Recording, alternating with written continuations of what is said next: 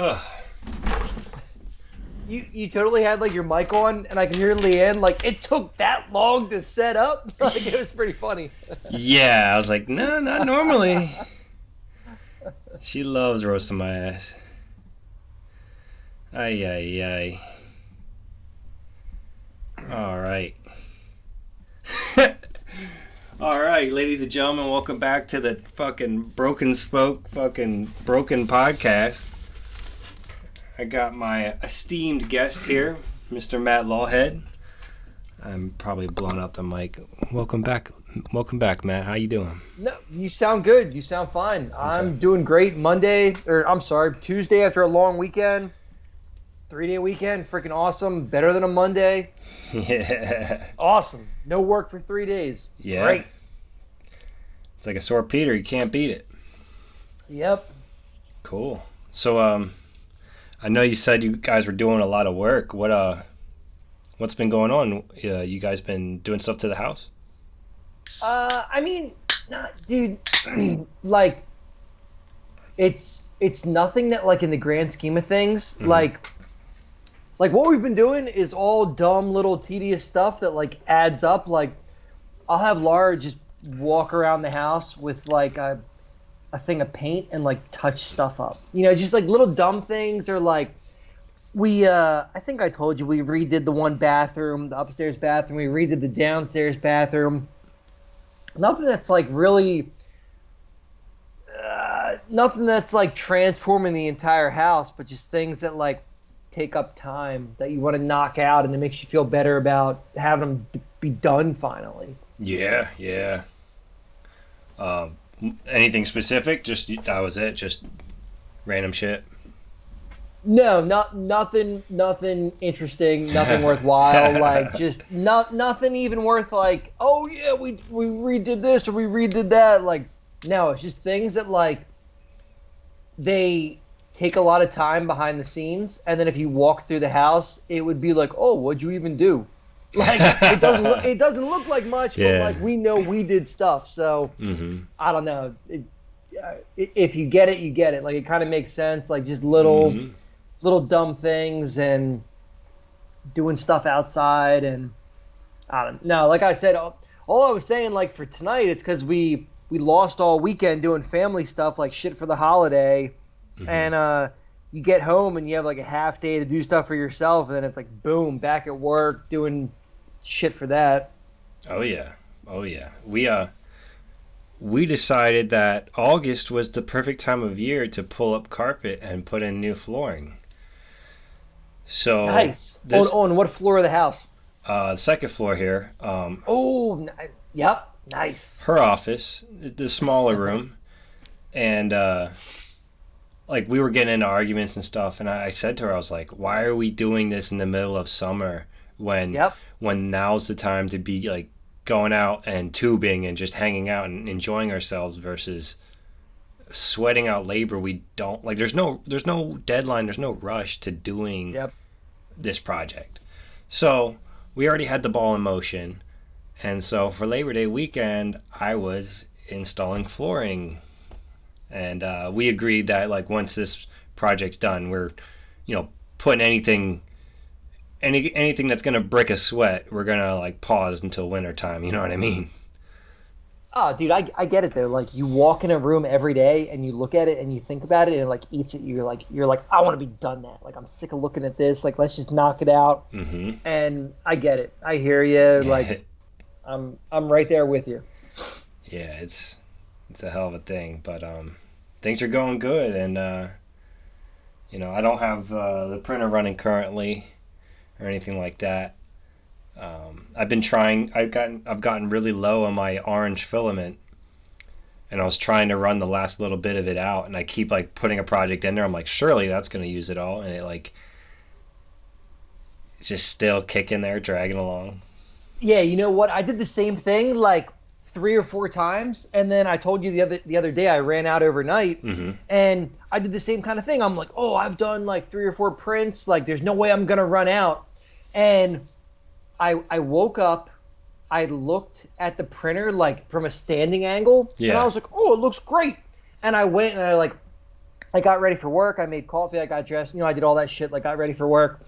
And then I came back in my office and I like sat down and looked at it from a different angle. And I was like, oh, motherfucker. Like, I've been out of filament. Like, there's like a half-inch gap between the print and the nozzle. Yeah. And it finally caught up with me where it's like, oh, okay, you ran out. And of course, like, that means you like cooked filament in the nozzle for an hour or two. Like, it's gonna be all fucking clogged. You gotta put a new nozzle in there. You gotta clean everything out. You gotta stick the freaking feed tube thing back in there. Like, dude, I think about like you all the time. Like, you have it so good because like I fucked up so many times. Like, done all this dumb shit, and I'm like, Matt, this is how you fix this.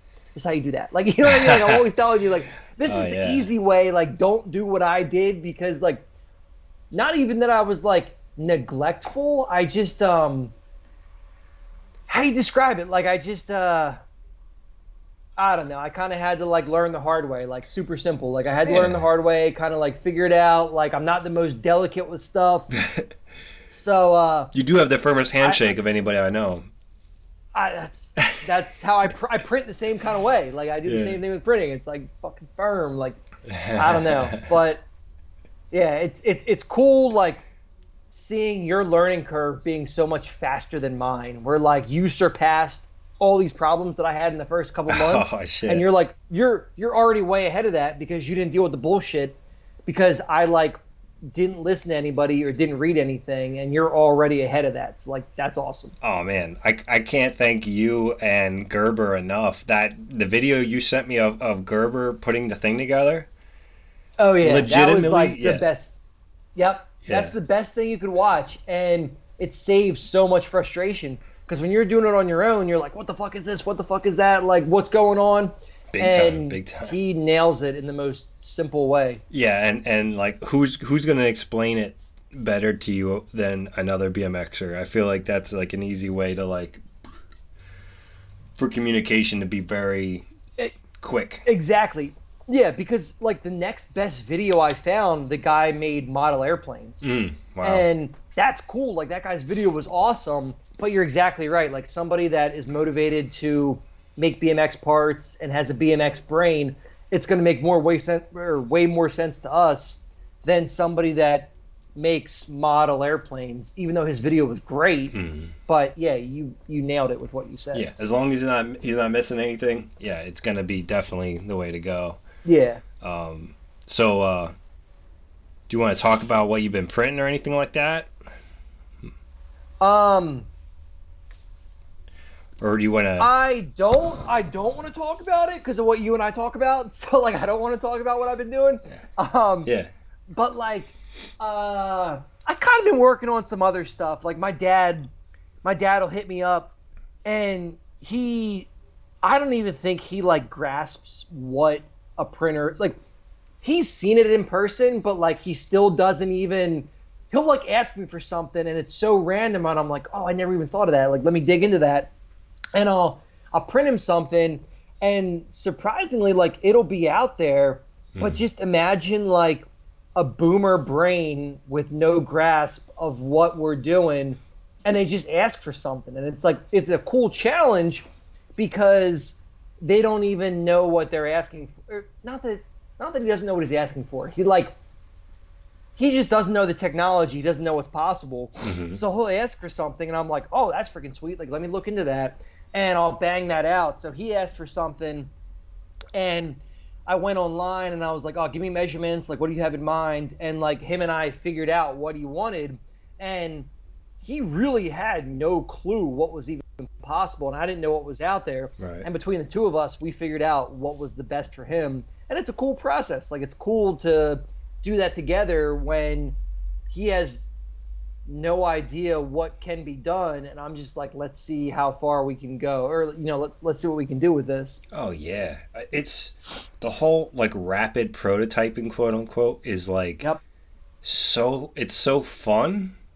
Fun's I'm using that word generously, but, like, being able to iterate and get, like, a progressive next step, and you're like, oh, okay, that's all we had to do.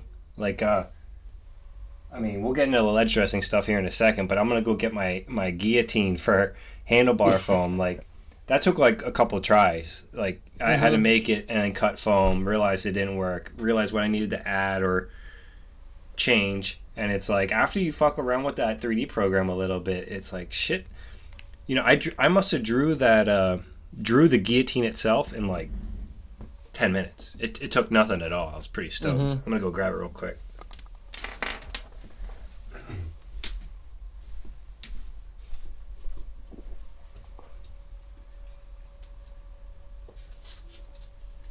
Lieutenant Dan.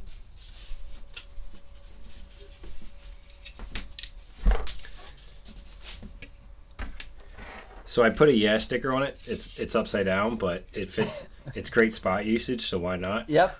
But hell yeah. So that's it. It kind of looks like a guillotine. So I throw that foam in there, and I have to keep my cut up against that this back part here, and then I get nice straight cuts. And it's like, man, I was taking a fucking pocket knife and eyeballing these things as hard as I could every single time someone ordered a pad. And now I have this and I can cut. I mean, I have to be slow and methodical with my cut, but I don't have to worry about like, oh my God, is my hand... Do you use like the Olfa, like the break-off blades? Yes. That you can like, yep. Swear by that seems like the move. Like you cut right through and that's perfect. Olfa blades are the shit. Yeah. Oh yeah. Yeah, and like that thin blade can. That's why I made it for it, because I was like, fuck anything else, it's gonna have too much wobble. But yeah, yeah, it's fucking sweet, man. And I got a couple other things going. Yeah, I made a little. I Apple branded a little phone holder thingy joint. Nice. Yeah. Are you at the point where you feel guilty if you're not printing? Yeah. Like, dude, I fucking like, I'll like, not like lay in bed, but if I'm not printing, I'm like, I feel bad, or I'm like, I gotta get something going. Like, I gotta be printing all the time, and like, it'll eat at me if the printer's off. Like, I bug out. It's such an easy plate to spin, because it's like, yeah. Once the bed's level, and once you already have the file you want, all right, flip it on and send her off. Especially if it's going to be something that you're going to use. Like, I printed a planner, like to put plants inside of. Yeah. Shit like that. It's like, why not have it running? Yep. Basically. I think about it. I'm like, will this be done between 5 and 7 in the morning? Like, will it be done at 5 o'clock in the afternoon? And like, I always plan it around, like, will I be awake to get another print going? And like, I always try to calculate that. Yeah, definitely. I mean shit, even like the little shit, like I was reaching out to you about how big your plate was, because in my program it was the frisbee. Yeah, I was like, how did you print that so big? Because mine wasn't letting me. And it's like, oh, it's just a little setting in the fucking thing that I didn't even know about. Yeah, and you're funny because like you're so much more like technology in tune, and I'm like a freaking caveman. We're like, I don't know what I'm doing. I'm just clicking on shit. And then you ask me this like technical question, and I'm like, I have no idea. I freaking just clicked on this one thing and shit worked. And you're like balls deep in these like hardcore settings, and I'm like, oh shit, I'm way too scared to go that deep in those settings. Like, no, like, I don't know. We're just different. It's like funny. I mean, it's kind of funny that like you didn't change any settings and it was set up correctly. And for me, it was like I told the slicer program what printer it was, and somehow it still didn't update correctly or populate the size. But oh man, the back and forth with the ledge dressing is insane. Yeah, that's like, I was asking you today, I was like, how many hours have gone into it from starting, not even hours, just like, what do you think, like, progress-wise has gone into it from the first time from like the first day you unpacked your printer until like now? Like, how many hours was it? Like, what have you... Way too many. Way too many. I mean, it's cool though, like, it's not bad, like, you learn, so... Yeah. I mean, I think ever since I got the printer, I was trying to figure out the ledge dressing stuff, because that was that was like what do you call it, like the precipice, or what, the main reason to even get it was like, Yep. I had this idea for a wax. The only way I can even do this is if I have a mold. You can't make the mold out of 3D printed material because the wax will not release correctly. So I have to I have to 3D print something, and then I have to make a mold of that with silicone, and then, not waste so much money buying silicone. So I have to like make the silicone part only a piece to this puzzle.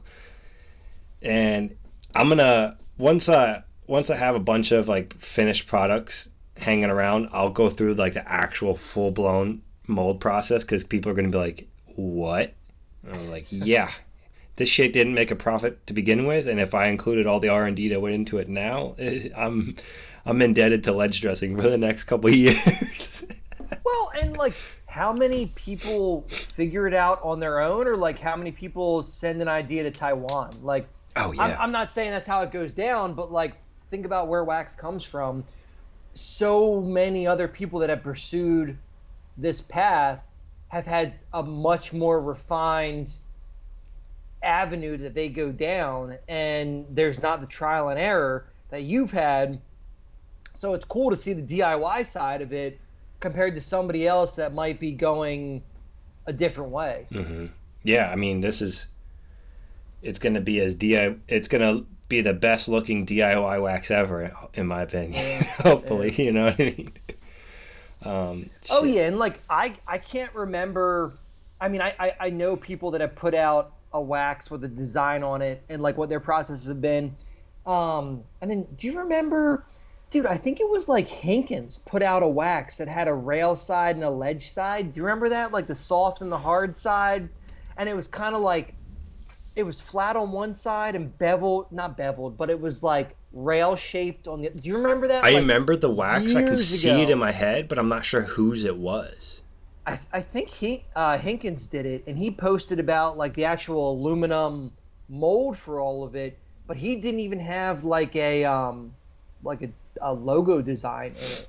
And it was interesting seeing what he did in like the soft and the hard wax, and like, I don't know, other than like Hankins and the Feeble Wax, whoever does Feeble Wax. He might have been the one that did it for him. Yeah. Nobody else has ever really talked about like their wax journey of what they've done. Yeah. And we've really only ever seen like pro companies bulk brick wax get put out. Right. I just listened to a podcast today. Shout out to Andrew over at Grindworks. Apparently he had made wax back in like 2019 and just didn't do anything with it and just sat on it, and now he's releasing it because he had a whole bunch of stuff going on where he moved from New York to Pittsburgh, got a house, was putting his roots in, and then ended up getting another job and had to move back to New York. So we know what it's like to own a home. Like there's so much around that shit.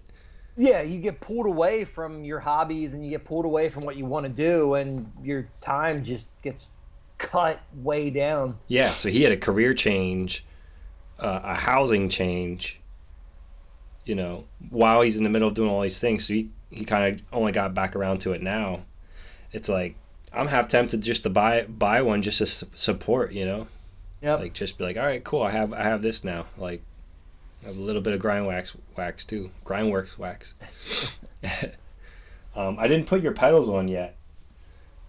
I the other day I thought about asking you about those, and like I know they were rough. Like I know like they could have been better, and I'm getting ready to reprint another pair when I'm done this project that I'm working on that I can't really when I'm done the project I'm doing right now, I want to try to reprint some more pedal bodies with the new bed, with the new flexible bed. Yeah, we should talk about that for a second then. Yeah, sorry. I got that gold filament, and I'm hoping that like things work out way better. And like I said, like I sent you all the hardware. Like I know the bodies were kind of like not perfect. Like they'd work from a riding standpoint, but they weren't the most aesthetically pleasing. So just to see something that looks good, rides well. Like, yeah, I want to see it like all come together and like kind of coalesce into a finished product. Is that gold also PLA plus? It's like I think it's a PLA plus like matte. Like I don't know. I wanted something gold and I wanted like like Roman coin gold, like whatever you call that, like super crazy gold. Mm-hmm. And that seemed to be the best one that I found that was gonna work for riding related stuff. And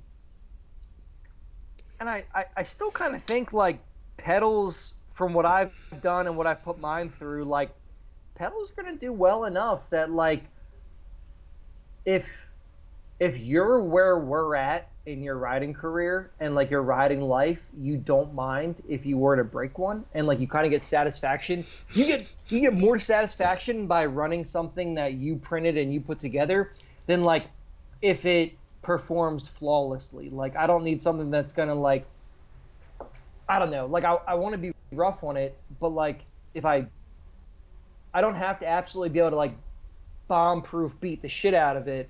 I almost get more satisfaction from, hey, I printed this, hey, I put this together, like that's what I want to run. So as long as it like holds up on regular sessions and I'm not like slamming my bike on the ground, I'm fine. I'm happy. Mm-hmm. Yeah, and as long as there's no catastrophic injuries. Yeah, exactly. And I don't really foresee that like ever happening. Like I'm not doing roof drops. I'm not doing, whatever it may be. And even if the pedal body failed, you still have that axle like in your crank arm. Yeah. So I don't know. For what I'm doing in my middle 30s, I think I'm going to be fine. Like I don't foresee having that big of an issue. And at this point, I'm just more stoked on something that I printed and I put together and running that. Now, I just thought of this as we were talking. I can go grab the pedals. I have them like right there. I love the way that diamond plate looks, but then I felt like kind of like the weight difference between them, and I thought to myself, is there any real from the grind plate version to the regular printed version? Is there any real advantage to having it solid? So when Gerber first started to design that grind side, him and I talked about make it thicker so you never have to worry about grinding on the head of the bolts. Right. Because we said like the biggest problem with the Odyssey halves is you grind through the heads of the bolts and then you can't take them off and replace the halves. Wow. So we said, why not make a thicker body that when you get closer to the head of the bolt, you pop that body off and you just put a new one on. Okay. And I mean, really, like, as far as that weight goes, for as many years as people ran 2 pegs and not 4, you know what I mean? Like, dude, you're talking about, like, what's smaller than grams? I don't know, micrograms, like whatever the hell, milligrams. Like, I don't know. You're talking about milligrams or something, and it's gonna be less weight than having, like, one brake lever or, like, your sprocket being on one side or your fucking wallet being in your back pocket. You know what I mean? Like, dude, that shit's not going to matter. Like, the amount of weight on that grind side, it's not going to affect you. Yeah, that's a good point. Have you, Like you totally have your phone in one pocket. like the weight of that grind body is going to be less than your phone being in whatever pocket. So, like, you're never going to be affected by weight. Yeah, and, as soon as I saw your pedals in my hands, I was like, I think we could do this with the kink bodies, with the kink spindles. Oh, you were talking about that, and I was like, I'm already thinking about, like, okay, you print that in one shot, and you'd print it in a way that, like, I didn't even think of that. Yeah, so you're gonna print it in one shot, and the body is gonna be the same either way. Like, you're gonna be able to run it left or right. Right. And I think the print orientation would be solid. So I didn't even think of that until you just said it, because I was like still thinking, let's sandwich these together and have. Oh no, you would print it in one piece. Because what I was thinking is you would use that hardware as the pins to the pedals still.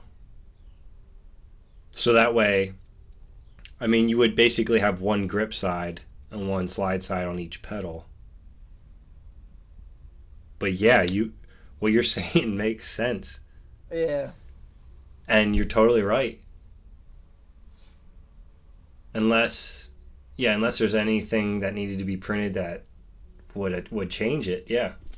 What I was thinking is like adding some like I'm gonna have to design this from scratch, which I'm looking forward to. I think it's gonna be fun. I don't think the model exists, but like the whole reason I thought of the kink pedal spindle option was because the spindle sticks out past the pedal body. I can pull it up. Why don't we do that? We have the technology, right? So, shout out to Albies. Oh, yeah, I know what you mean. So, because that spindle sticks out past, it's going to take the brunt of the force.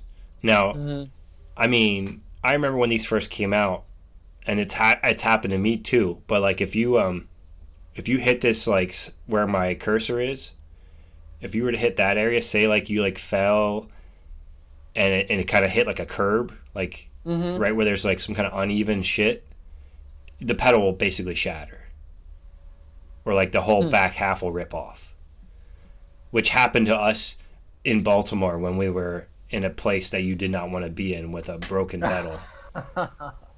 And it was like, ever since then, it was like kind of like, oh, keep an extra body on you just in case.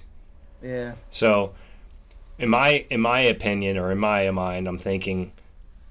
Now I'm thinking also with what you just said. So the gears are turning literally right now. Like I'm thinking adding cross members, kind of like to help support it a little bit, and also change the design because I don't want to just make what Kink already made. Like half the fun is making something new.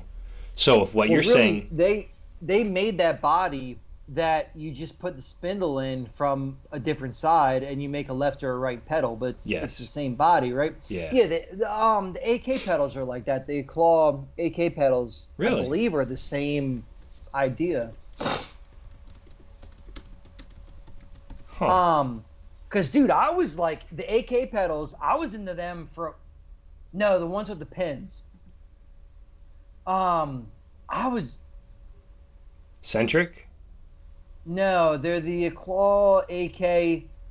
Click on. Yeah, that's them. Dude, I was into those. Like I was so stoked on that. And the way I understood them was you just put the pedal in the side that you want it to be. That's such a good idea. Yeah. And I mean really that's like that could be a printed pedal that you thread screws and nuts into. And it's the same kind of thing. Just you print the body and you're good to go. Yeah. Yeah. So. And I mean, you buy the hardware. You get the hardware from a hobby website. I get my hardware for like freaking pennies. These nuts and bolts here. You buy the spindles and the spindle hardware. And then you print the body, and like it does not have to be that total price when you start shopping around. I wonder how many BMX companies have bought 3D printers since the whole wave kind of took off, as like a way of kind of leaning into it. Yeah, I haven't heard anybody talk about it. I asked you the other day, like, who's really talking about this, and like. Yeah. Did you see the guy make the Lego pedal? The mountain bike guy. He made that yellow Lego pedal. No. Oh, dude, he was on like Pink Bike or something, and he printed. He called it a Lego pedal, and then he like put a Lego piece in his clip-on shoe. It's bright yellow. Pink Bike. No, dude, it just came out like a couple days ago, but it's a bright yellow pedal. Scroll down. Should I go to the Pink Bike website? I thought it was on Pink Bike. Maybe it's not.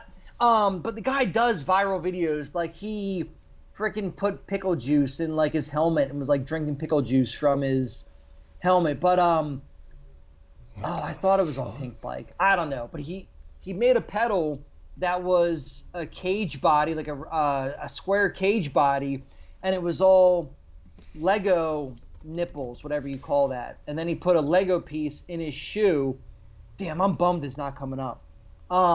He was on Instagram, like I think Gerber reposted it. But dang. Yeah, maybe if you were on like Instagram it would come up better, like freaking TikTok or something. We have the technology. We are logged in to the different spokes. Yeah. Oh, look at that. Grindworks Wax. Yep. Okay. Do a Lego pedal and see what comes up. The second you get it, I'll know what it is. Should I search the hashtag? Oh, that's all freaking guitar stuff. Yeah. Oh, God damn it. Pink Bike Instagram maybe? Maybe. Scroll down. Yeah. Oh, there it is. That's it. So, yeah, go ahead and play that. One of my favorite things I've ever made. Look at these things. What the so fuck? Cool. Shoes too. Oh my Check these god. out. I would never want to be that locked in though. Yo, BMXers would love these things. You know, just Not gonna lie, this is like one of my favorite things. Wow. He got the nice spindles with some nice bearings in there too. Yep. Wow. Huh. Right on. That's so cool. Damn, dude. I don't know how we even got there, like why I brought that up or like why that came up. I'm glad you did though. That's a cool design. Yeah, it is cool that popped up. Like, I'm thinking of trying to recreate the Haro big block pedals, but on the kink spindle.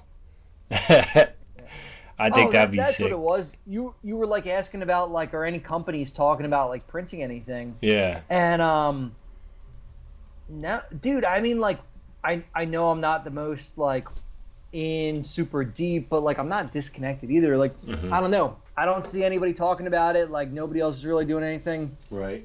You know, I've seen the idea of like a company drops a design and then you pay for a subscription and you have a subscription to like their designs and you print stuff. Like, I don't know, there could be like way more of like whatever the word is, like free sharing or whatever. I forget what that word is, but like shareware. I don't know. You have all these companies that put out a different style of printing, and they put out like a frame or they put out a receiver, and then they sell the hardware packages. Right. And you know, Odyssey could put out bodies and put out new bodies, and then you sell the hardware packages. And I mean, that could easily be more relevant than trying to sell $36 JCPCs that kids nowadays aren't. I don't know. You know, not that kids all have printers nowadays, but right. I don't know. You have stuff now for the first time that you couldn't really do in the past. It's easier for them to offer that as an option than it is for them to make a pair of pedals, because all they have to do is upload a file to a website. Now, there's tons of user error. I mean, shit, if anybody knows that, it's Odyssey. You know, between the cranks, the director forks, the crank, the WOM bolts, TWOM bolts, and everything else bolts that they used to make, where people were installing shit backwards. Oh yeah, dude. You know, if a company said to me like, okay, you make a one-time purchase of, I don't know, $20, and you buy these spindles and the hardware, and then beyond that, we're gonna put out like dollar designs for prints, and you figure out what prints you like, I'd be all over that, because otherwise I'm spending $36, $37 for complete pedals, and when I wear through them and I know they're going to fail because I've seen them fail over the last 10 years and I have to buy $10 more, you know, I'm going to be that much more inclined to say, like, I'll purchase this because I can do this on my own. But it was funny because I think it was Gerber that said, like, you know, BMX is this, and then you have mountain bike people that are like, you know, he kind of like had his pinky out like with his tee, and he was like, oh yeah, I'll just go print a pair of these tonight. And you have a BMX kid that can barely scrape together $5, and I get that difference. Like, I see that, and I guess it's just the cultural or the idea of offering different options. Yeah, there's room in the market for some options there, because number one, you have like the recyclability, the whole like churn of materials. So like if my spindles aren't bent, why, like, especially something like the Kinks or the JCPCs where you have like a honking spindle. Like, you know what I mean? Like, you have a serious spindle that you're not so worried about it bending. Like, I remember like riding other people's bikes that had JCP, or not JCPCs, the old Odyssey plastics. You know, those weren't even meant for freestyle in the beginning, but everybody used them because they were so light. And it's like, you go jump on somebody's bike and you go to pedal and you'd be like, whoa, dude, did you know that this thing's all fucked up? But like, if you have a decent spindle and the spindle's still good, it's like, I don't know, it's more green, if you will. I don't know what else to call it, but it's more of like, it's more sustainable. Yeah. To keep reusing your spindles. Yep. And then, okay, say you know, young homies doesn't have the money for a printer, but you know who might be able to float a couple bucks as a business expense is a bike shop. And you know who else is going to come across some used spindles that are just dying for some fresh life on them? A bike shop. Like, I could see bike shops printing pedals and like offering them at like as like a stopgap between like the expensive brand new stuff. And it's like, well, you could buy a printed pedal or a printed, you know, used spindle printed pedal. Yeah. Why not expand what you offer? You know, just because for the last 20 years we've only had one or two options, why not expand into a third option? And you can fill a new niche that wasn't there before and get people on board with that. And it's gonna appeal to a consumer. Like, I don't know, like 15 years ago, did you have the BMXer in their middle 30s wanting to consume parts? I don't know, you know, or like you and I, like, do we fall into a new niche that didn't used to be there, where we're looking for a type of product for a type of riding with a what's the word? With a with a budget that maybe wasn't available before, and it's a whole new niche that can be filled. Yeah. Oh yeah, big time. I remember back in the day when I was in metal shop class, I took a piece of sheet metal, and you know, like the little holes in your pedals, in some pedals that you could bolt like reflectors. Yeah. I used those holes to bolt a piece of sheet metal that went around the pedal. Looking back on it, I'm like, there was no need, but I did it anyway. And I remember having my one buddy was asking me how to crank flip, and he's like, oh, so you just used a grip on the pedals? I'm like, nah, check this. And I flipped that pedal that I'm talking about over so it was just the sheet metal side, and I threw the cranks again, and I was like, it's all about how you cup it with your foot. Oh, dude, I used to have plastic Odyssey pedals, and on my grind side, I would take little tiny pieces of grip tape, like, I mean, the size of a Tic Tac, and I would cut them out with scissors. Oh my God. And stick them in between the pins so I could see my black grip side, and then I would wear off my grind side. And it's like, here's me at like, I don't know, 19, 20 years old, cutting out little pieces of grip tape to stick them in between my pins to make a more obvious non-grind side. And, you know, yeah, everybody was doing goofy stuff. Like, everybody was doing things that like worked for them, and oh yeah, you figured it out. One of the most badass things I've ever seen. I was at the Voodoo Park, and the first brakeless pegless person I've ever saw in my life was one of the Yazzies. I think it was Eddie Yazzie. I'm not sure if you're familiar with them. These two Indian dudes, like American Indian, like their bloodline is pure, but like it was the coolest thing seeing that dude ride. But that's for another time, I guess. But he had a bullet in his pedal, and I was like, why do you have that in there? And he's like, so the pedal hangs the same way every time, so I know which side's grind side and which side's slip side. Yeah, like the weight of. Yep, I know what you mean. And I was like, damn, that's the most badass fucking thing I ever seen. Yeah. Wow. Damn. All right. What else is on the list? What else we got here?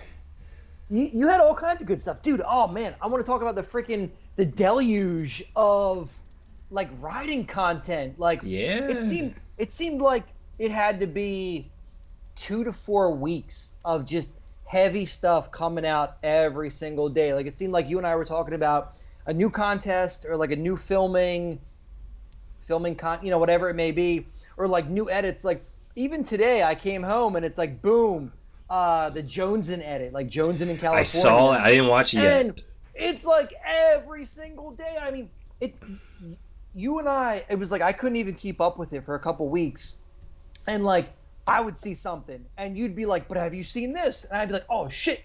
And I'd be like, have you seen that? And it was like, I mean, it was like weeks worth of stuff and contests. And it's just been crazy for the past month and a half. Yeah, I haven't even caught up on any of it. I keep hearing about this Brett Silva edit, and then I listened to shout out to Bobby Canode. He had Zach Kramus on. I just saw that too, yeah. And he was talking about the Brett Silva edit or video, which, whichever noun you want to use for the thing. And then Kramus also brought up Garrett Reeves. And it made me want to go back and watch a bunch of Garrett Reeves shit. And it's like, man, there's so much good shit going on. I got to make it a point to, like, sit down and just go through it all. Because I'm missing. Oh, it's crazy. I mean, I'm probably even forgetting stuff. So it was the Mega Tour, like whatever you call that, the Battle of the... Hastings? The Battle of the BSD one. Where Denim did the rail ride. Battle of the Brands. I still haven't even watched those. Oh, so it's like all that was a couple, I mean, that was like over 4 hours worth of footage between all the teams. Oh, wow. You had the Vans contest, you had the Dawn of the Streets, you had, dude, I'm forgetting one. Like, you and I were talking about one like a month ago that was a whole nother chunk of content. Then you had the DVDs drop, like Salad Days came out. I was obsessed with that I feel like I was hooked on that for like a week or two. I had a tough time like moving beyond that because you're telling me about edits and I'm like, shit, I'm still watching this. Are you watching it on repeat?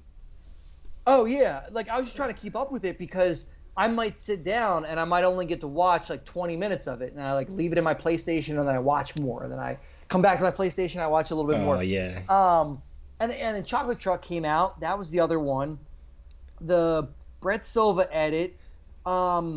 I mean, I probably should have like taken notes and made a whole list, but it's just been like stuff after stuff. Like, it's been crazy.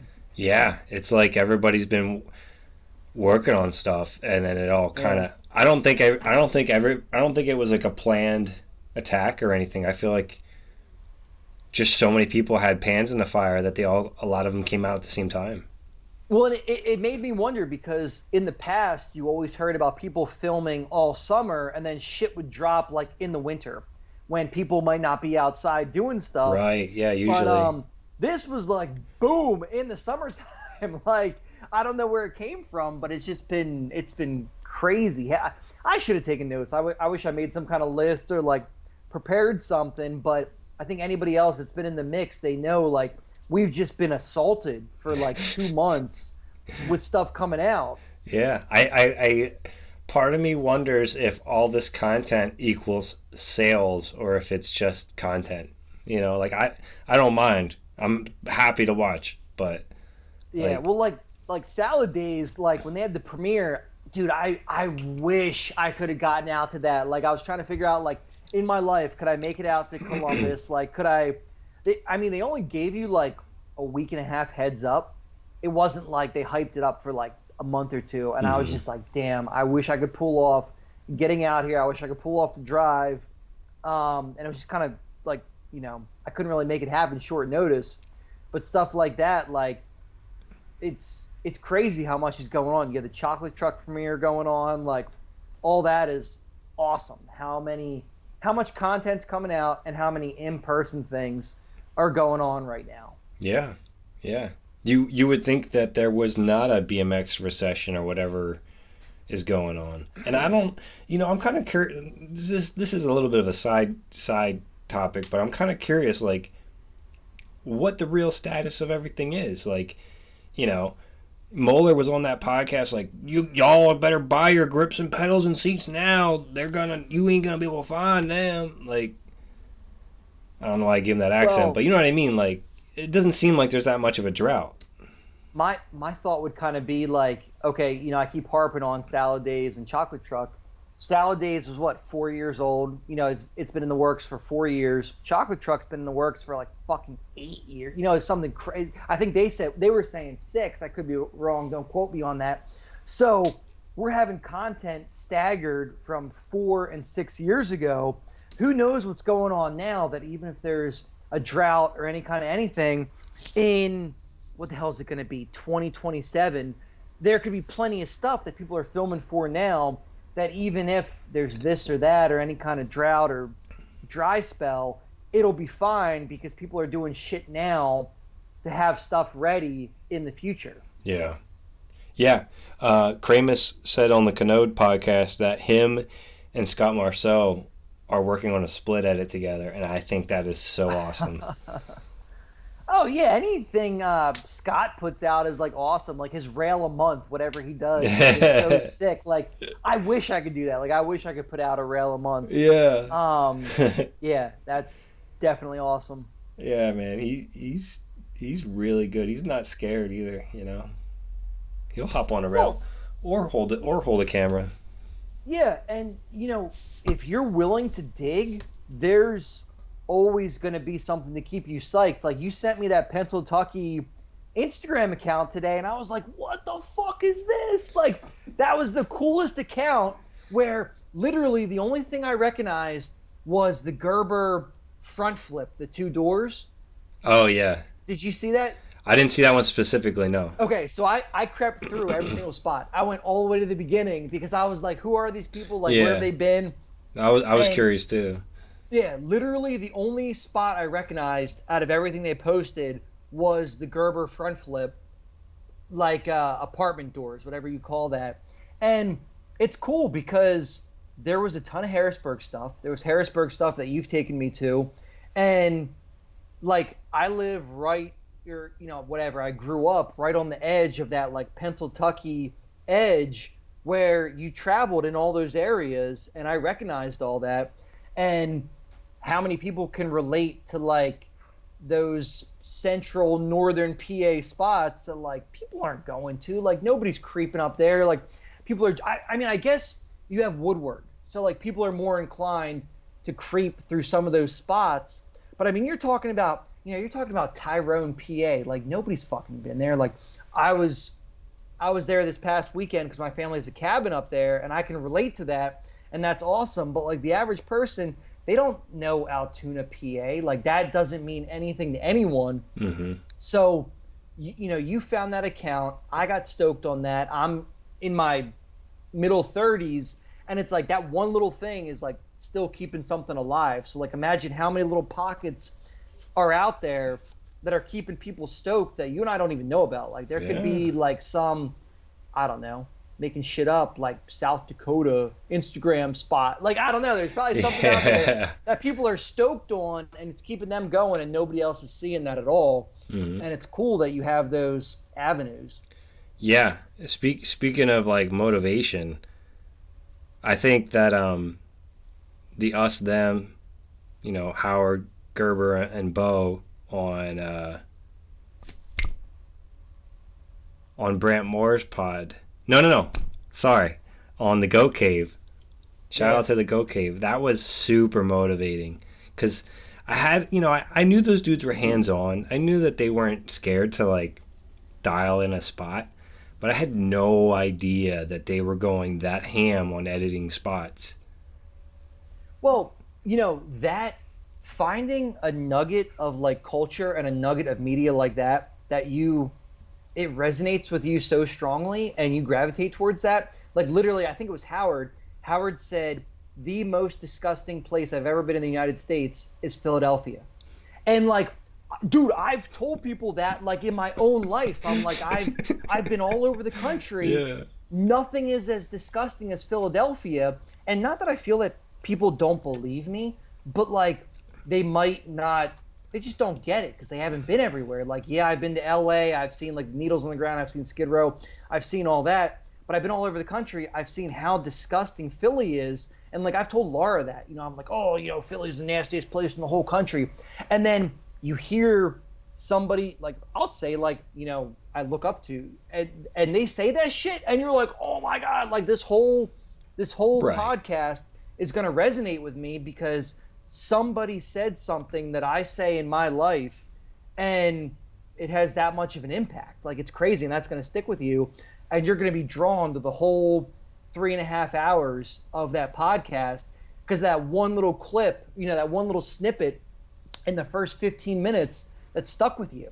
So like think about out of that whole 3.5 hours, how many other people heard little pieces that might have stuck with them. Mm-hmm. And like that stuff's powerful. Like that's awesome what that does and having that content out there. Yeah. And if you know anything about Howard and you hear him, he ran through the list of the places he's been. Like, yeah, how many he's so well traveled, put it that way. Like, yeah. I think of comedians as like the only other people I can think of that probably travel like that. Like they're going to a different city every weekend.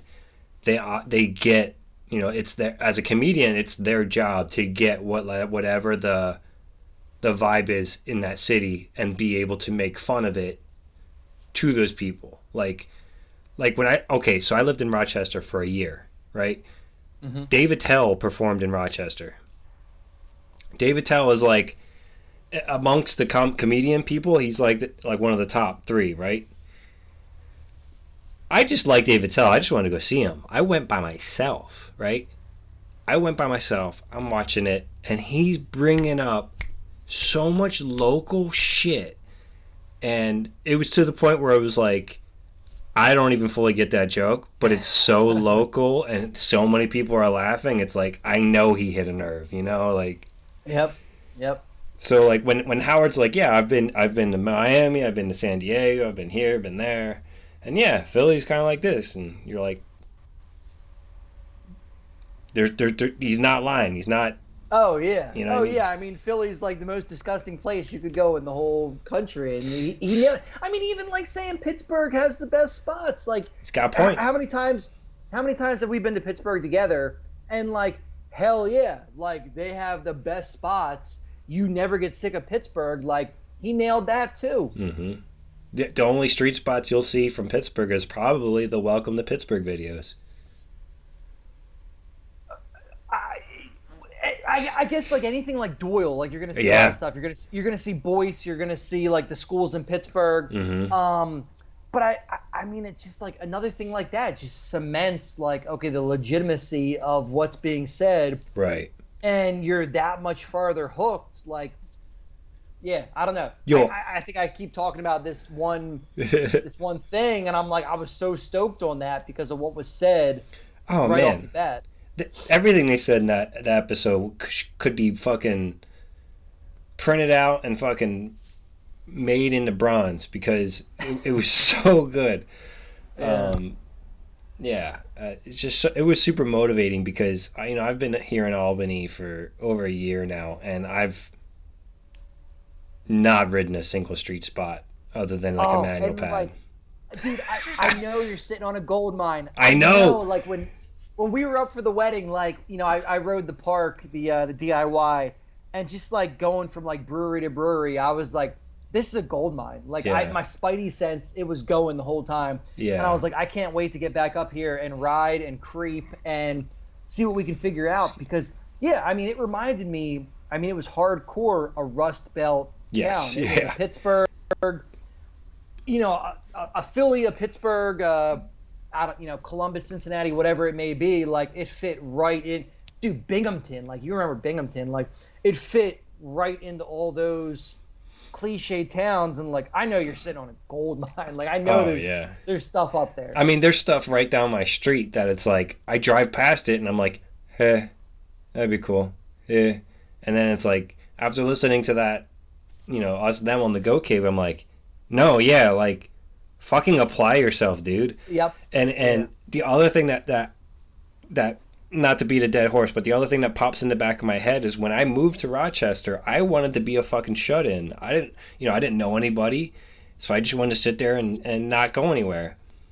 And it was Rafa who pulled me out of my comfort zone. Was like, we're going here this weekend, we're going there next weekend, and Tony Hamlin would come with, or Phil DiMatteo would come with, or Louis, or whoever else was around would. It wasn't an exclusive thing at all. It was an inclusive thing, and it was just that Rafa made it a point to map shit out like a cartographer, and yeah, we're going here, and then that's how that Breaking Free video came together. And it's like I look back at that as some of my most favorite times, and now I'm thinking, yeah, let's get back to spot hunting. Let's get back to that shit. That's the fun part.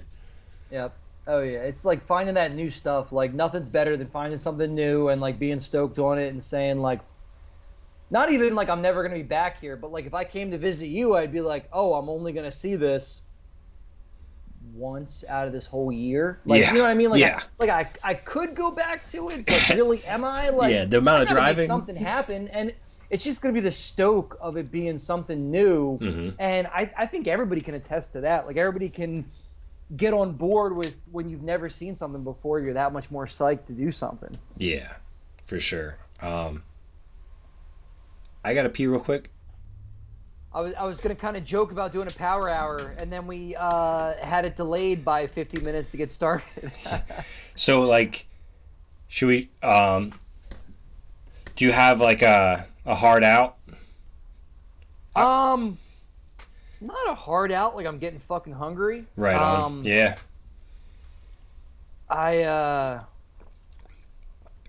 Yeah, I mean, I think we have like plenty of good stuff depending on what you want to focus on. Give me like another half hour, like whatever you had in mind. Like I think we've kind of like semi harped on a bunch of stuff, that you had in mind for this. And then, dude, like as soon as Laura has another work trip, like you got me for like 2 to 3 hours. Like sick. Yeah. I got like a good like 2 to 3 hours whenever we can cook something else up. Yeah, and I also like to kind of try and keep these things under 2 if I can.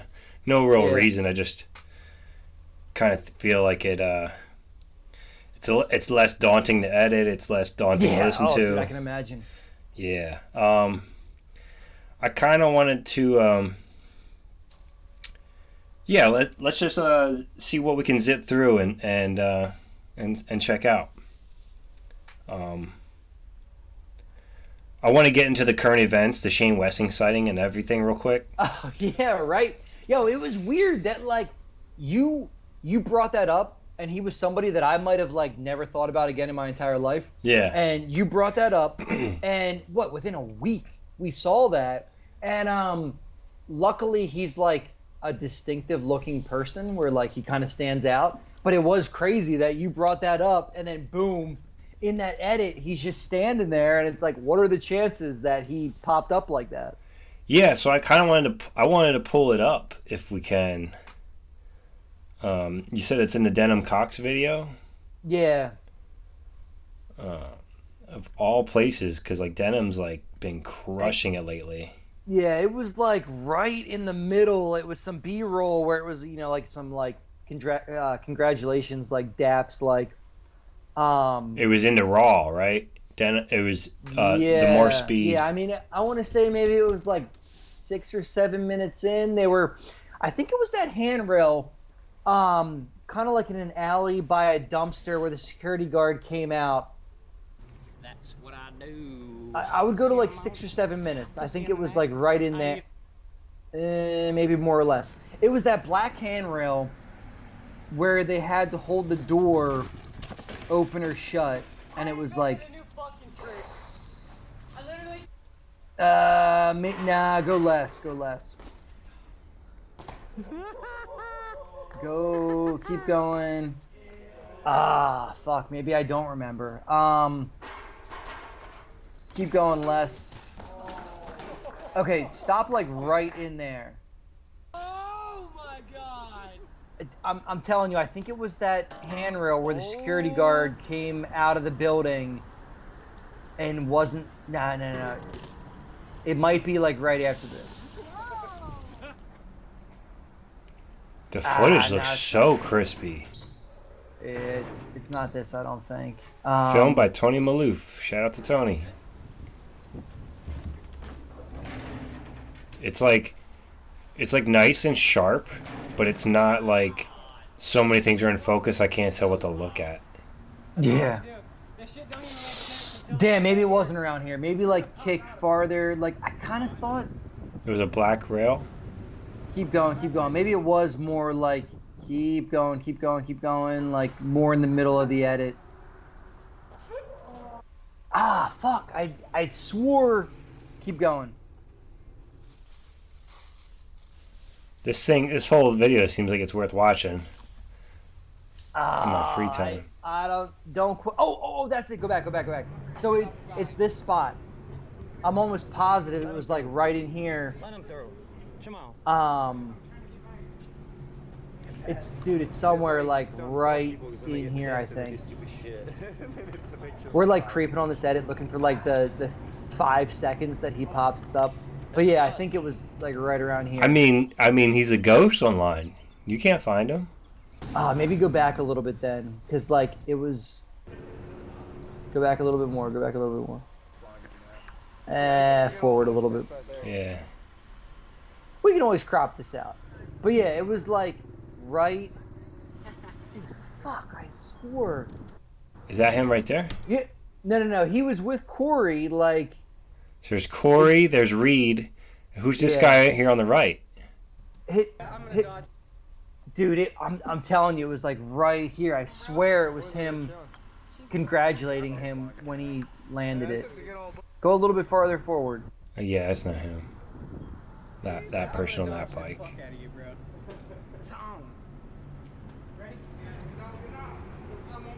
Dude, he's down there. He's down there like at the very bottom, and that's. I'm with him.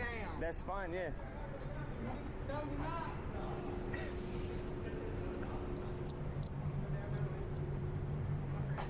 That railing does look expensive with all those wires being taut and shit like that. Yeah.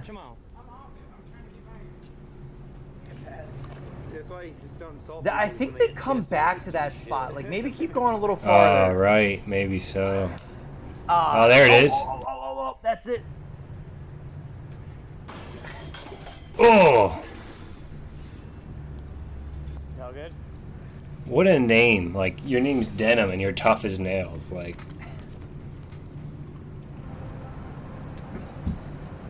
Great name.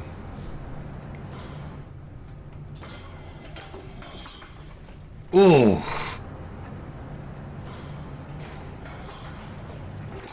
Ooh. Like, how much can you roll away for it to count as a trick? Yeah, right. Especially when you're using a tight setup and you're getting busted. Yep. Yeah, so whenever I use Safari, the audio is like mad loud. So I'm able to edit it later. Holy shit! Oh, what did I just fucking do? That was him. That was him. So yeah, I mean, random sighting in the BSD edit. Yeah. And just for the record, I'm not obsessed with Shane or anything. It's just like, yo. Okay, so he still has a bike, first of all. Yeah. So it looks like he still rides. Maybe he has a no, he looks like he's still on his fly frame, which is cool. God damn, that's cool, man. And that was it. I swore it was more. Maybe like a different edit was more, but yeah, that's all it was. I mean, that quick. I don't know if you listened to it, but did you hear me talking to Grom Dad about Shane Weston? I don't know. So I brought it up to him. I was like, yo, this dude grew up with Nathan Williams, and he thought I was talking about Nathan Williams for like the first 15 minutes. I was like, no, man, he grew up with him. He's like, okay, because I'm pretty sure he's a pretty prominent guy. I'm like, no, this dude's not prominent. He's low-key. Oh, that's funny. Oh, my God. But yeah, like, his last edit was so long ago, and still, like, mind-blowingly good. Yeah, I mean, it was way back. And it was, like I said, it was interesting that you brought it up because I remembered, like, the impact that it had when his stuff came out. Yeah. And then it was, like, I just completely forgot. Like, just completely, I don't know. Shout out to him, man. I hope he's doing all right. You know, if he ever wants to come on, let him know it's an open invitation. But, yeah. Did you see the new edit from Stephen Hamilton that Howard put together? Oh, dude, the wreck. The freaking the intro wreck, like that sucked everybody in. It was like, okay, that wreck is crazy. Yeah. You know, the guy's like, I don't know, how old is he? Like freaking 40? I don't know, 35. But anyway, like, you know, like old enough that it would hurt. yeah, exactly. You know that wrecking like that is gonna suck.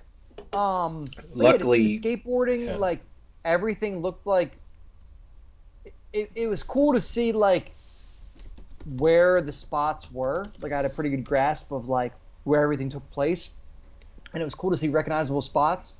Mm-hmm. And yeah, it's just cool to see somebody like still doing it with the skateboarding, with the riding. Like it was cool. I won't play the whole thing for the sake of maybe it'll get more views, but I just kept trying to watch that to see like what even really happened. But like that was enough freaking clickbait to suck anybody in, like just seeing yeah, exactly. Can you go frame by frame? No. Yeah, I couldn't slow it down enough to figure out exactly what happened. Okay. I think he might have clipped the pedal. Straight up. Yeah, it looks like he's gonna clip his front. On the way up. Yeah.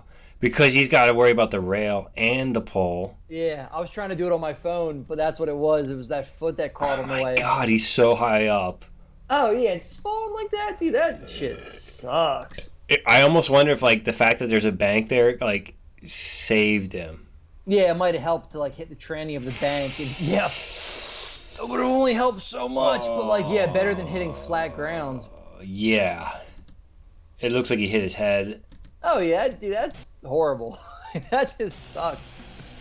Luckily, at least he got up and it wasn't like dead body on the ground. Yeah, and luckily he doesn't have pegs on to like impale himself.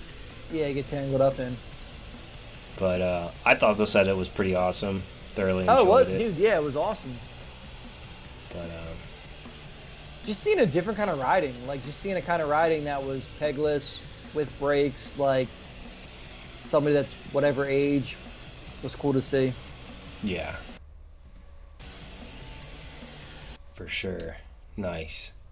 Just wanted to bring it up. Hopefully somebody else watches it because we brought it up. Yep. Oh, dude, I think everybody watched that. Like, I think, like, even if you... Oh, yeah, 22,000 views. Hell yeah. Yeah, that's what I'm saying. Like, you either clicked on him because you knew the name or you clicked on him because you saw the wreck. And, like, either way, like, it's getting your view somehow. Yeah. For sure. And what's next here? We got Salad Days, Chocolate Truck 2, you got LFS 3, you got AM PM Keep the Change, you got the Angles DVD. That's 5 DVDs. Oh, dude, the way they were coming out like was just insane, and I could not even keep up with them. The zines that were coming out, like crazy. And like I don't even think it's that I wasn't paying attention before. It just seemed like this assault came out like boom. Like yeah. I don't know. Maybe things were like trickling a little bit, and maybe that's why it didn't seem so much. But everything definitely came out crazy hard all around the same time. Oh yeah. You know, maybe I don't know. Is there some marketing behind that? Like kids are off school. I don't know what it might be, but like traditionally people are away for the summer. People are traveling. People are doing things like, I don't know. Maybe it was just a coincidence too. So many people had shit lined up, thinking that they were gonna be making a splash, not realizing that they were gonna be amongst a whole bunch of other shit happening at once. Mm-hmm. It's insane. Cause like the other thing I thought about was last year's Nora Cup. I forget.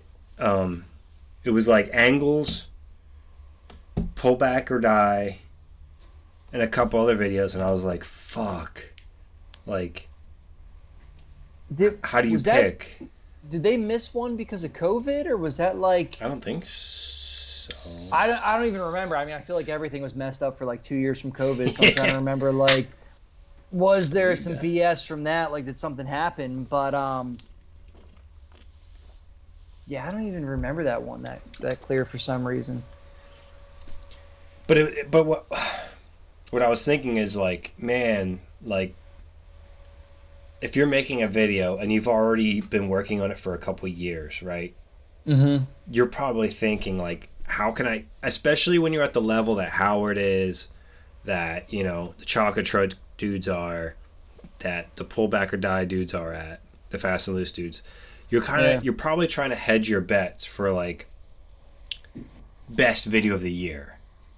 You know what I mean? Like when the first video came out, like, first of all, Howard's section was insane. Second of all, Gerber's section kind of got a lot of the shine time because he did the front flip out of the grind. Mm-hmm. And all things considered, once the chips fell, somebody else's video got best video, I believe. Yeah, I wish I took more notes or did a little more research. I forget. But like, my point is like, you're trying to hedge your bets on like when you can get like best video, because like everybody would want, who doesn't want a Nora Cup for best video, right? Yeah. Oh yeah, the recognition. Yeah. So it's like you hedge your bets, and say you hedged your bets for 2022, and then you drop it, and all these fucking videos come out, and you're like, yeah, what the fuck do we do? Like, yep, Salad Days or Chocolate Truck 2, or the Burks video. The Burks video came out. Oh yeah, it's the other that one. was awesome. Yeah. Did you get that one yet? No, you were telling me about it, and like that was one where I was kind of like, oh, I'll just wait till it drops online. Like, it came with a map, dude. Yeah, you were telling me. A map of like nothing too crazy. They didn't put any spots on blast. They're like, here is like the local DIYs, and here are the good restaurants. Yeah. You fill in between, and I'm like, you know what? That's it right there. Shout out to Steve, man. Yeah, like. Yeah, that's cool because nobody else has really done anything like that I can remember. And the magazine that came with it is thick, like thicker than any BMX publication in the last couple of years. I mean, it's riding photos, you know, it's shredder cheddar, so. Yeah. But yeah. And the other thing about the us them on the Go Cave was when they were asking about like. How do you, as you're in your mid-30s, how do you, keep the wheels turning and everything like that? And they were talking about like not drinking so much alcohol and shit like that. Yeah. And I had recently listened to this podcast from Hubermanlab, it's called. Yeah. About alcohol. Mm-hmm. And as soon as I heard that, I was like, I'm not drinking that much anymore. I'm really not. Like. It's all genetics, dude. It's all fucking. It's what your daily diet is. It's what your exercise level it is. It's what your mindset is. It's like, I think genetics are like the biggest thing at the root of it. Like what you're set up to do, and then how you eat. Like if you eat McDonald's every day, you're gonna feel like shit.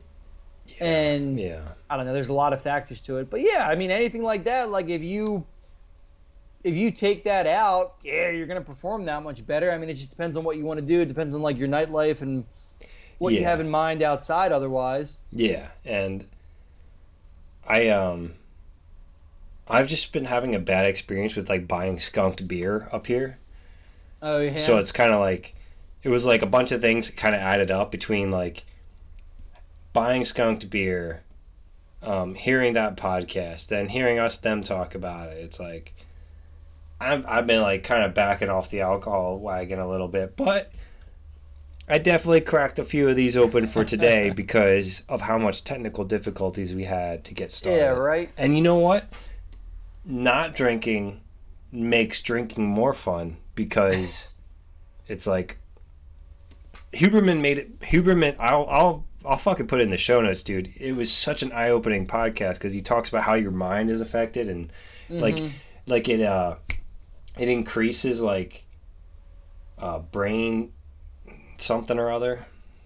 Oh yeah, disintegration. I mean, yeah, you sleep shitty. You sleep shittier. Yes. You are thinking about things differently, and like as soon as that, like typically you do that in the second half of the day. You do it in really typically like the fourth quarter of the day, whatever you want to call that. Right. So it's right by your sleep. So you're going to affect your sleep schedule, and you're going to sleep shittier, and then your next day is going to be affected more.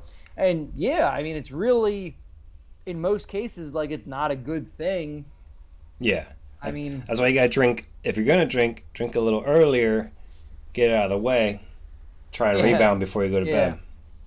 Yeah, or something lighter that your body's going to have a better time what's the word? Processing than something heavier. Yeah. And the reason I brought all that up was like I'm bringing up the wellness stuff here a little bit is that I weighed in recently at my lightest since the pandemic started, which is insane. Like nice. Like so okay, like January, February, March 2020 is kind of when the pandemic hit the fan. Mm-hmm. It was like October. I was still lighter than I normally was. Even though like working from home and everything, I was still lighter. And it's only recently I got back to that weight. And it's from just not eating. Like literally not eating that much. It's like you can expend calories and you cannot eat. Oh yeah, straight up like don't eat if you're not hungry because people fucking boredom eat, or they eat habitually like, oh, I get up and I just have to eat something. Like you might not be fucking hungry, like just have a drink or have coffee, whatever it might be. Were you the one to tell me that the thirst response? Yeah, so yeah, your body, I don't know if I told you that, but like I know I read that a long time ago. I've applied that to my life, like I've told other people that, but your body mixes up thirst and hunger. Like when you wake up in the morning, you're not necessarily fucking hungry. You just haven't drank any water for like 8 hours. Yeah, like your body, big time. like think about going 8 hours of being awake without drinking any water. So like if you wake up and you drink a couple glasses of water, that might subside that hunger craving that you think is you being hungry. And people just don't realize that like your whole life you get told like, oh, breakfast is the most important meal of the day, like you have to get up and eat food. But more and more, I'm sure people have seen like all this like health stuff like fasting, whatever, but really you shouldn't eat till like 10 o'clock or noon. You should fast for like 12 hours, and it lets your body clean itself out, and rather than your body putting more energy into processing new food that it's consumed, you're cleaning up old food that's already inside of it. So yeah, like maybe get up and have 3 glasses of water, lemon water, whatever you want to do, even drink coffee. Like, oh yeah, that's what I do. Yeah, don't wake up and have like a heavy ass breakfast right away. Yeah. And you're gonna see your body be different. Especially if you are not, expending that much energy. So for me, I work from home, so it's kind of like what I've learned is I'm so sedentary on my normal day-to-day shit that it's like probably shouldn't eat till 5. Like I'm moving so little throughout the day that eating more than once, or not more than once, but eating before 5, it's like kind of being what's it called when you gluttonous. It doesn't seem gluttonous, but given how much activity you have throughout the day, it can be gluttonous. Say you I only ate 3 times today. Well, if you didn't fucking move anywhere, it's and you can't even help it. Like you don't even mean to. It's like a habitual thing, or like I don't know, your body mentally is programmed to do something that physiologically it doesn't need to do. Yeah. I basically, I immediately go into coffee, but I did that for so long that I was like, this don't feel right either. So I always make sure I have water in the morning. So when you said that, I was like, yes, exactly. Yeah, if you get to the point where like you're drinking coffee and it's not doing anything, like what I don't know, or like if you're waking up in the dark and you have to drink coffee to feel like a human, like maybe you just shouldn't wake up in the fucking dark. Like maybe you should get up and do something else, like to feel normal, quote unquote, like and not just rely on coffee and caffeine. A lot of people I've been hearing say to go outside and get like a nice big view of like light. Sounds kind of crazy, but like if you work from home or if you just go straight from your car to work and you don't like, if you do like a little morning walk, man, oh my gosh, it's gonna help you out. Yep, there's so much stuff you can do that like no like mainstream entity is doing anything to like educate you. Like you have to figure that shit out on your own. Yeah, and, isn't like, that kind of crazy like that? Nobody's doing you any favors. Like no public school, no college. Like nobody's telling you like get up in the morning and go walk around outside and you feel better. Like nobody says that. You have to figure that shit out on your own. Yeah, and it's like that should be easy day one stuff, but yeah, you're left in the dark to try and figure that out. Yeah. Back in the day, you know, if you want to like have like a human analytical conversation, back in the day you woke up and you went outside to your garden or you went outside and farmed, and like it doesn't have to be like secret knowledge now because everybody used to do it and that's how life was. Mm-hmm. Hell yeah. Dude, talking about this food and getting up, like I'm still thinking about dinner. I'm fucking hungry. Yeah. I gotta go eat some dinner. Definitely, man. Again. But it's like 7:20. I'm hungry. Like, yeah. I think we covered a bunch of ground. Like, I think it was super helpful to have so many like edits and videos to talk about, and like your printing stuff and like our trials and tribulations with the printing and what we've learned. Like, it's been nice not doing it solo, and having somebody to like bounce ideas off of has been awesome. For sure, man. I appreciate it. And is there anything that you're looking forward to getting into next? Yo, I am looking forward to the weather cooling down. Like, I want to be able to go outside and not be sweaty and sticky and have freaking swamp ass. Like, I'm so ready for fall and winter and not be hot. Same here, man. I appreciate that. Yeah. Well, thanks for making some time to be on. I appreciate it. Yeah, definitely. And I'll make sure to send you a link before it goes live. Yep. Anything we didn't cover, we'll cover next time. Definitely. And we'll have more content, and we should make this be more regular, like the Power Hour. Like, this is a cool way to do things. Hell yeah, man. Appreciate it, man. All right, dude. Have a good night. You too. Take her easy. See ya, man. See ya.